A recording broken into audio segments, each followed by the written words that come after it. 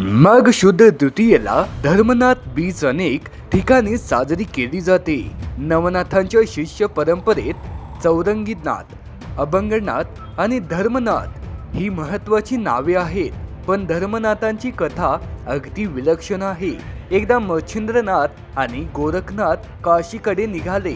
वाटेत प्रयाग क्षेत्री आल्यावर ते गावाबाहेरील एका शिवालयात येऊन थांबले. त्या समोर स्मशानभूमी होती. तेथे राजा त्रिविक्रमाचा मृतदेह अंत्यसंस्कारासाठी आणला होता. अंत्यसंस्कारासाठी पाहून गोरखनाथाचे हृदय द्रावले.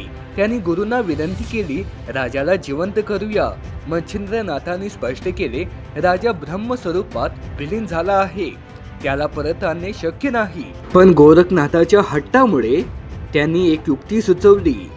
मी राजाच्या देहात प्रवेश करतो, 12 वर्षे त्याच्या रूपात राज्यकारभार पाहतो, तू माझे मूळ शरीर सांभाळ. मच्छिंद्रनाथांनी योगबलाने राजाच्या शरीरात प्रवेश केला. राजा उठून बसला. प्रजा आनंदात चुकावली. गोरखनाथासमोर आता एक कठीण समस्या निर्माण झाली. गुरूंचे शरीर 12 वर्ष कसे सुरक्षित ठेवायचे? त्यांना एक विश्वासू स्त्रीचा आधार मिळाला, जिने गुप्त जागा दाखवली.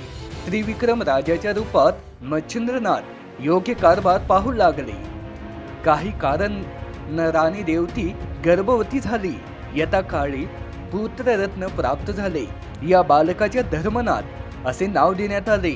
नवनाथ अनुयानासाठी हा दिवस दान, धर्म आणि पुण्यकर्मासाठी विशेष आहे.